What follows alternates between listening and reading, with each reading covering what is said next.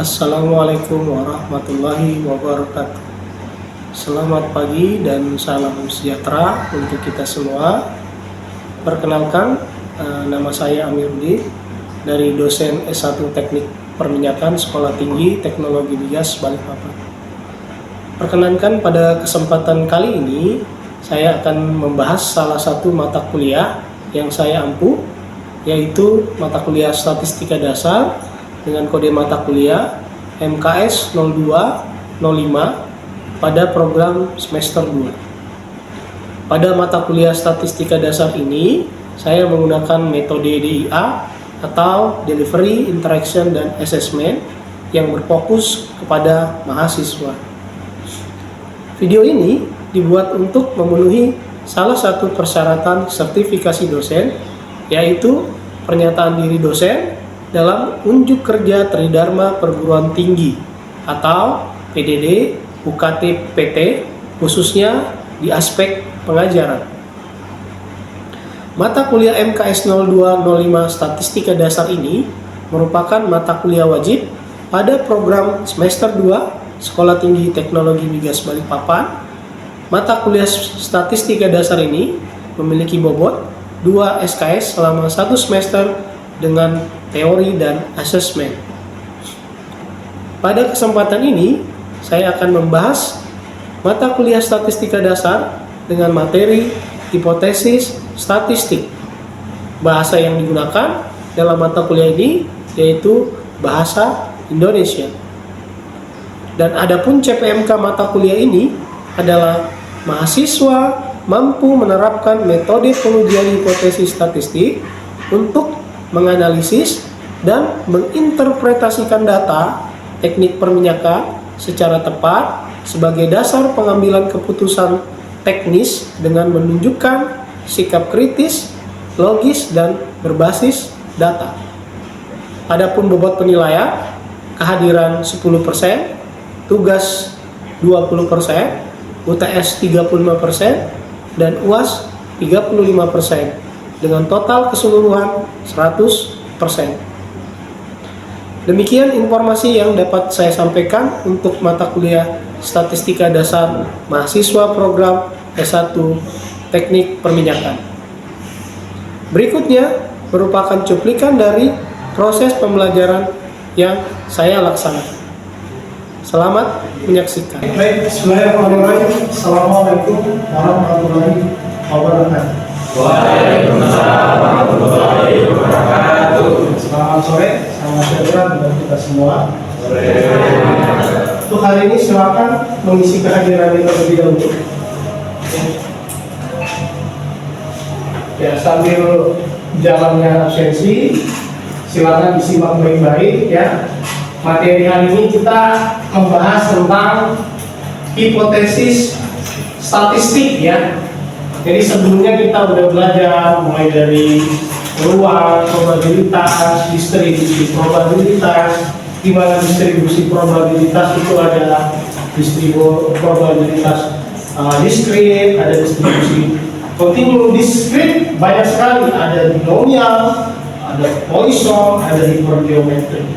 Lalu kalau untuk yang kontinu, kemarin kita dapat bahas distribusi normal, kemudian ada distribusi student atau biasa kita sebut dengan distribusi T, lalu ada distribusi F, dan yang terakhir adalah chi-square. Ya, nah ini lanjutannya yaitu hipotesis statistik ya. Mungkin pernah dengar kata hipotesis. Apa sih itu hipotesis? Mungkin sering dengar. Nanti kita akan bahas di dalam. Jadi yang sudah kita pelajari sebelumnya. Nah, apa yang sudah kita pelajari sebelumnya? Bagaimana ketika kita mau mencari nilai Z, mencari nilai T, mencari nilai F, dan mencari nilai T-square. Nah, mungkin di materi hari ini kita akan mencoba ya, mengulang lagi ya, mengingat kembali bagaimana kita mencari nilai T. Nah, mungkin siapa yang masih ingat bagaimana kita mencari nilai T? Boleh angkat ya? Bagus. Ibu T ya, Bu. Pertama kita mencari derajat kebebasan. Terus yang pertama adalah kita lihat dulu nilai daripada derajat kebebasan. Derajat kebebasan kita bisa peroleh dengan melihat nilai n-nya, ya. Derajat kebebasan sama dengan n dikurang 1. Lalu kemudian Melihat probabilitasnya. oke, kita lihat probabilitasnya di atas. Kita inginkan yang mana? Berapa? Apakah 92%? Apakah 0,975? Ataukah 92,5%? Lalu kemudian kita tinggal hubungkan, ya, hubungkan. Sehingga ketika kita mendapatkan nilai-nilai. Bagus, ya. Tujuan kita belajar hari ini adalah mahasiswa mampu menerapkan metode pengujian hipotesis statistik untuk menganalisis dan menginterpretasikan data, yaitu data teknik perminyakan secara tepat sebagai dasar pengambilan keputusan teknis dengan menunjukkan sikap kritis, logis dari berbasis data. Jadi di sini ada kata hipotesis, ya, hipotesis. Dan ini saya pikir mungkin sudah pernah mendengar, ya, ada kata hipotesis, ya. Hipotesis itu adalah dari kata hupo dan tesis, ya. Hupo itu artinya sementara, di mana sementara ini artinya kita belum bisa mendapatkan suatu kebenaran yang pasti, di mana kita mesti harus melakukan pengujian. Jadi sifatnya adalah sementara, sehingga masih lemah untuk kebenarannya. Sedangkan tesis itu adalah teori, ya, teori atau pernyataan. Maka bisa disimpulkan bahwa hipotesis itu adalah pernyataan sementara yang masih lemah, gitu ya, sehingga perlu kita lakukan uji coba, uji analisis, ya. Nanti ada uji dua pihak, ada uji satu pihak kiri dan pihak kanan, gitu. Atau lebih simpel kita katakan bahwa hipotesis ini adalah dugaan sementara, di mana ini harus kita lakukan setelah pengujian, ya. Oke, baik. Nah, suatu pengujian hipotesis statistik adalah prosedur yang memungkinkan keputusan dapat dibuat, ya. Keputusan bagaimana kita menolak, bagaimana kita menerima. Jadi nanti ada dua, ya. Jadi nanti itu ada hipotesis no dan ada hipotesis alternatif. Nah, jadi lawannya, ya. Jadi kalau misalkan hari ini misalkan kelas A mempunyai kemampuan yang sama dengan kelas B, berarti A sama dengan B. Lawannya apa? Maka lawannya adalah A itu tidak sama dengan B, ya. Atau hari ini hujan, maka lawannya hari ini tidak hujan. Jadi selalu ada dua, ya. Ada hipotesis no dan hipotesis alternatif. Oke. Nah, hipotesis no dapat berisikan tanda kesamaan. Bisa ada sama dengan, ya. Sebagai contoh, mu A sama dengan mu B. Ya, maka lawannya berarti tidak sama dengan, gitu ya. Kalau mu A kurang dari mu B, berarti lawannya lebih, selalu berpasangan. Ini pasangannya di atas, ini pasangannya di sini, ini pasangannya juga dengan ini. Bukan berarti semuanya harus ada, enggak, tergantung daripada hipotesis nolnya. Ini sama ini sama ini, dan bawah sama, ya. Tipe-tipe hipotesis statistik. Nah, tipe-tipe hipotesis statistik itu ada 3, ya. Tipe hipotesis statistik, ya. Di sini ada 3. Yang pertama adalah hipotesis deskriptif, ya.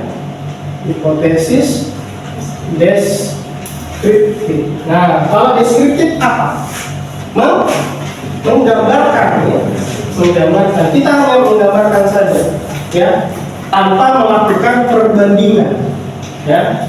Nah, kalau perbandingan bagaimana, Pak? Perbandingan nanti itu yang kita sebut dengan hipotesis komparatif. Kemudian kalau kita mau melihat hubungan, Pak, contoh misalkan ada judul penelitian pengaruh A terhadap B, Nah, kalau ada pengaruh berarti itu melihat korelasinya, ya. Berarti dia hipotesis asosiatif. Jadi ada 3, hipotesis deskriptif, hipotesis. Namanya adalah pertama, ya, langkah pengujian hipotesis, ya.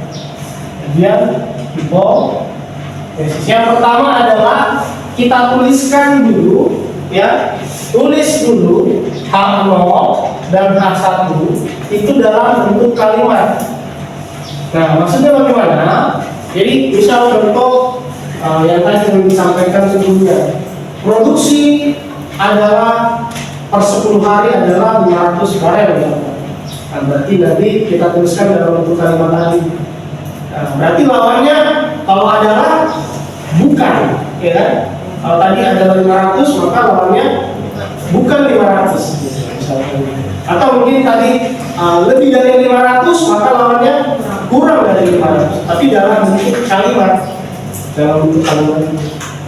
ya.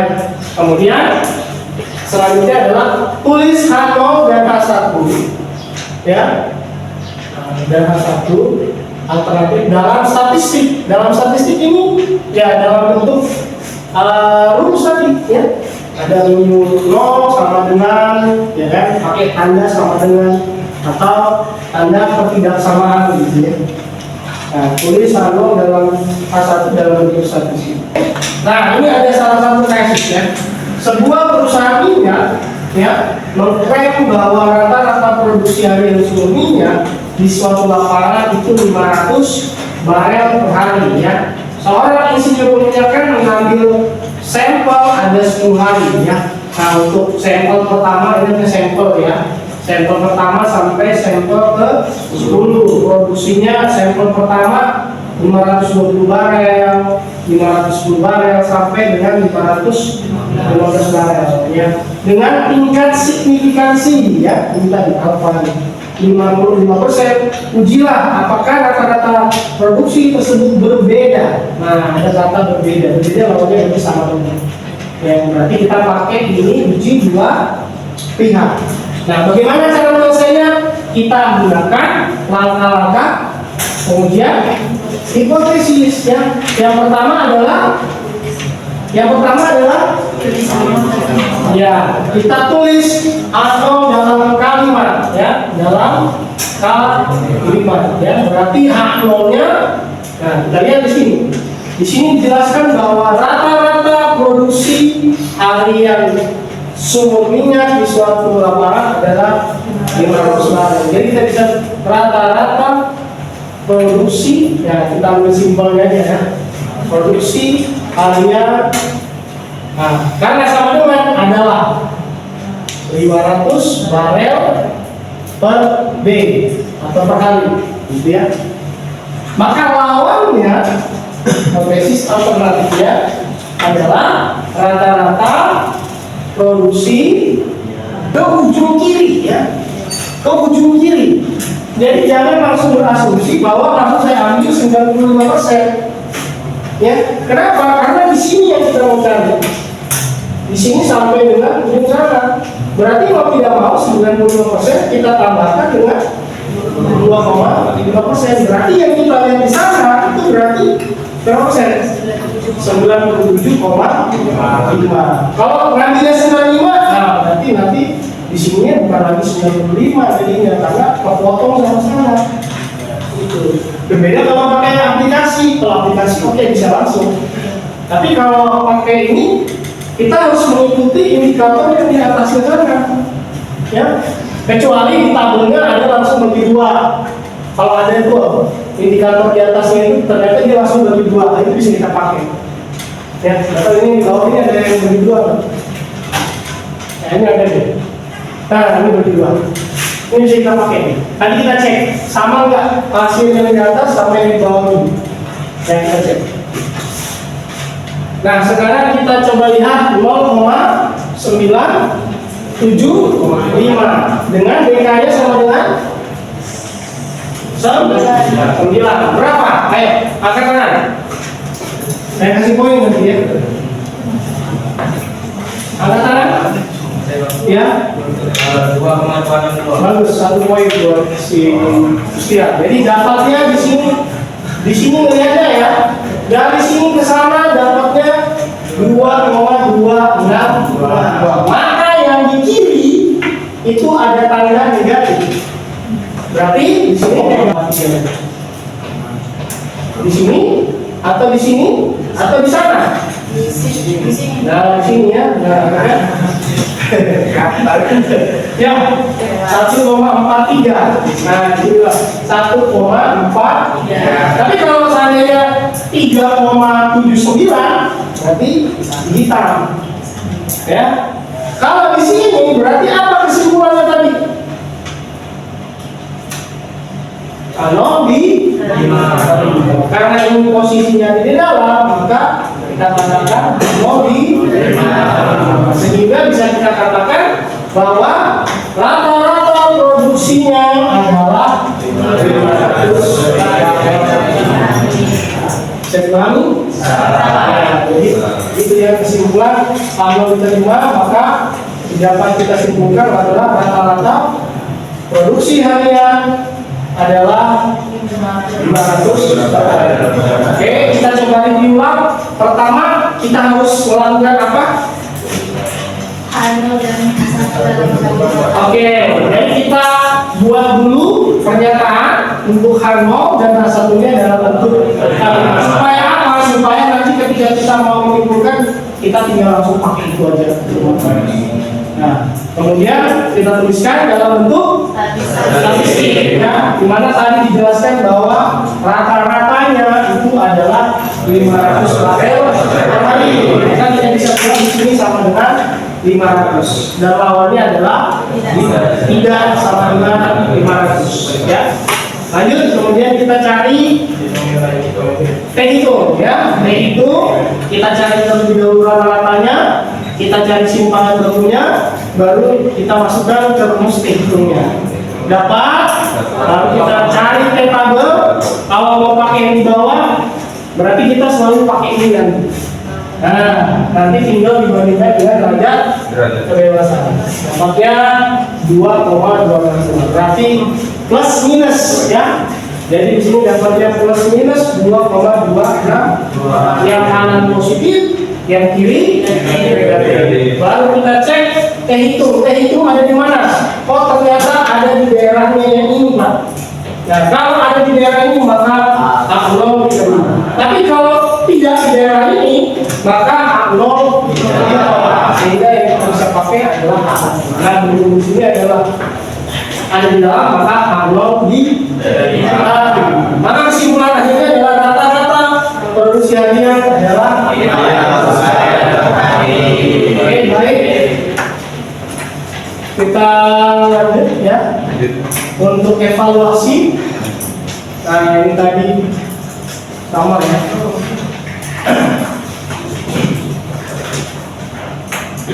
Nah ini tadi ya, jadi DK N kurang 1 ya, berarti ini daerahnya 95%-nya ini.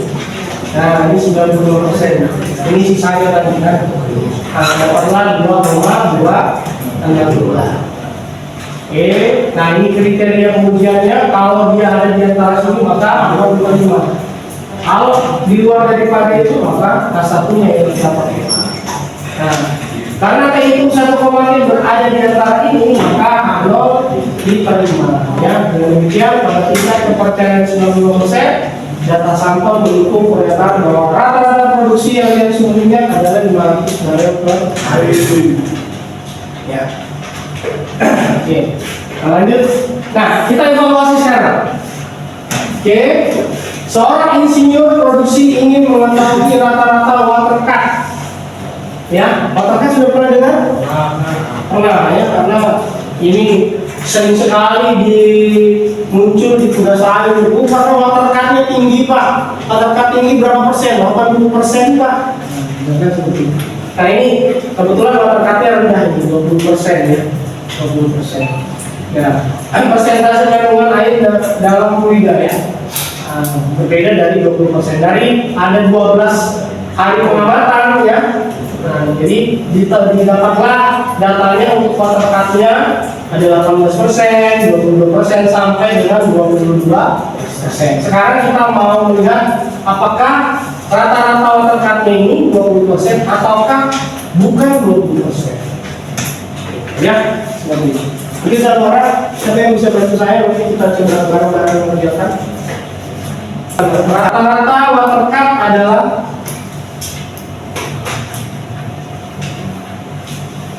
water cut ya, OEC juga. Water cut ya adalah ditulis saja. Ini diikuti saja ya, 20% adalah 20%. Bawahnya 47, akarnya dulu ya, akarnya juga. Akar, ya akarnya bagi 2. Ya, sama dengan di bawahnya N kurang 1 ya.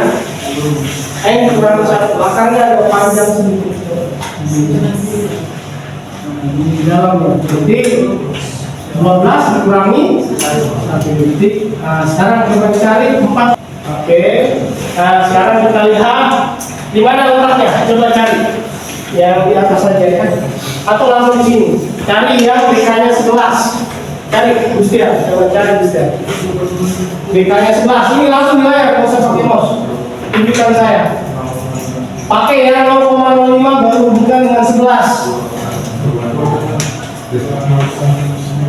0,05 dengan 11 hubungkan, di mana letaknya? 2,201. Jadi menurut gambar di sini 2,201 ini di mana? Oke. 0, maka yang kanan di sini 2,201. Maka yang sebelah kiri yang di sini itu adalah negatif 2,201. Ya. Nah, kita bandingkan sekarang 0,838 ini ada di mana posisinya? Ada di dekat 0,0. Maka kita tunjukkan mengarahkan ke sini garis seperti ini. Ada di sini. Maka panah. Ya, maka A0 diterima.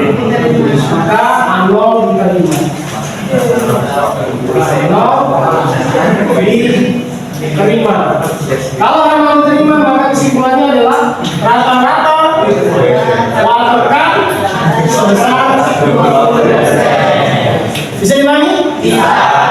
Bisa dijelaskan? Ulang. Jadi pertama apa, Gustian?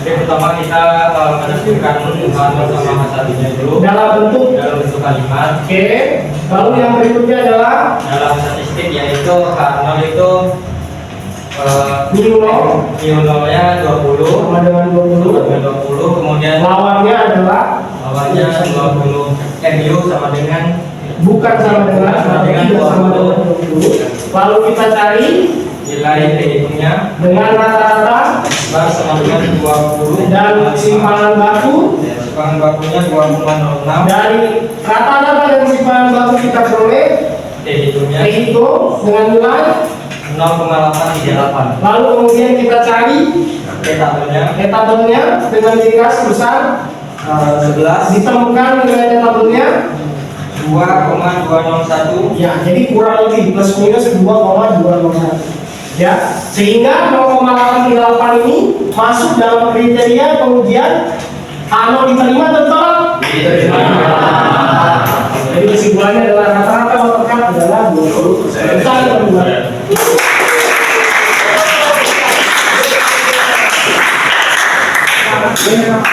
Seperti itu ya. Jadi kaitan dengan soal UAS, nanti silakan dilatih ya. Jadi rata-ratanya, jadi diingat terus ya bahwa mengerjakannya seperti ini. Nah, ini ada tugas dan saya akan munculkan juga di UAS ya nantinya. Nah, jadi ini ada 2 soal. Ya, yang pertama Ini terkait dengan tekanan reservoir. Kemudian ada yang kedua ini terkait dengan rock analysis, di mana kita mendapatkan nilai sampel porositas ya. Ada berapa ini? 1, 2, 3, 4, 5, 6, 7, 8, 9, 10. Ada 10 sampel porositas ya, dengan rata-rata 18%. Nah ini kalau kita lihat di sini pernyataannya adalah apakah rata-rata berbeda berarti tidak sama dengan. Nah berarti ini kedua-duanya pakai uji dua pihak seperti yang sudah kita kerjakan sebelumnya. Oke, ya seperti itu. Ini juga sama, ya. Nanti dimasukkan tinggal mencari nilai TIP-nya berdasarkan datanya 12.500 dan 18%.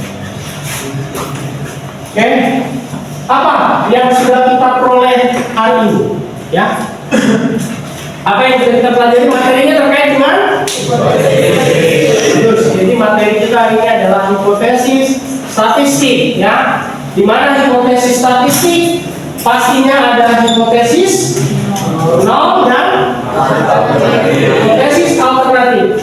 Hipotesis biasanya kita bisa sebut dengan dugaan sementara yang memang kita mesti harus perlu uji untuk mendapatkan suatu kebenaran, karena dugaan sementara ini masih sifatnya lemah. Makanya kita lakukan pengujian. Ada uji dua pihak, ada uji satu pihak, ya, uji komparatif, uji parameter yang lainnya. Kemudian tipe-tipe hipotesis statistik ada 3. Yang pertama adalah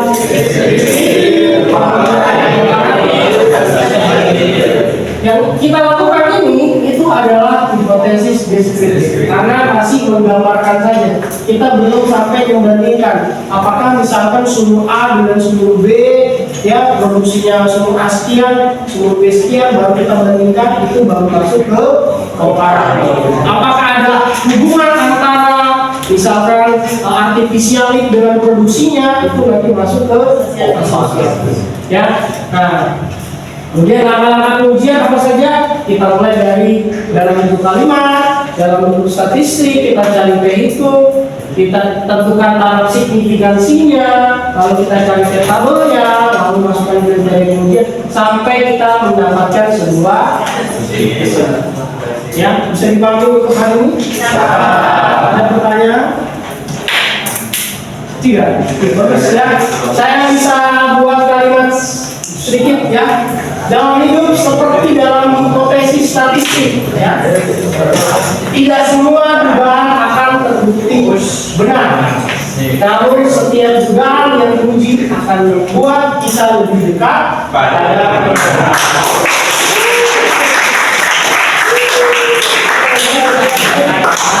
Kemudian untuk hari ini ya, semoga apa yang kita pelajari bisa bermanfaat buat kalian sekalian, dan juga nanti kita bisa buktikan di saat ujian nanti. Semoga apa yang kita pelajari bisa mendapatkan hasilnya. Amin. Hari ini selamat sore, assalamualaikum warahmatullahi wabarakatuh. Demikian deskripsi singkat serta cuplikan dari proses pembelajaran mata kuliah statistika dasar yang saya ambil. Semoga dapat memberikan gambaran terkait pengajaran yang saya lakukan di mata kuliah statistika dasar ini pada program studi S1 Teknik Perminyakan Sekolah Tinggi Teknologi Migas Balikpapan. Saya mengucapkan terima kasih kepada seluruh pihak yang terlibat, yaitu Kemendikti-Saintek melalui Direktorat Jenderal Pendidikan Tinggi, kemudian LLDikti 11 wilayah Kalimantan, serta seluruh tim sertifikasi dosen. Tidak lupa juga saya ucapkan terima kasih kepada Sekolah Tinggi Teknologi Migas, seluruh pejabat pimpinan, rekan sejawat dosen, dan rekan-rekan mahasiswa. Demikian yang dapat saya sampaikan. Mohon maaf apabila terdapat kekurangan dan kesalahan dari saya. Sekian dan terima kasih. Wassalamualaikum warahmatullahi wabarakatuh.